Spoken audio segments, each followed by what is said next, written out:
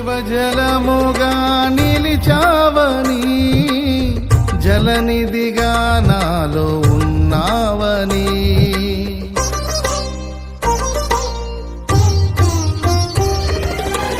జనులకు దీవెనగా మార్చావని, జగతిలో సాక్షిగా ఉంచావని, ఉత్సాహగానమునే పాడనా, ఉత్సాహగా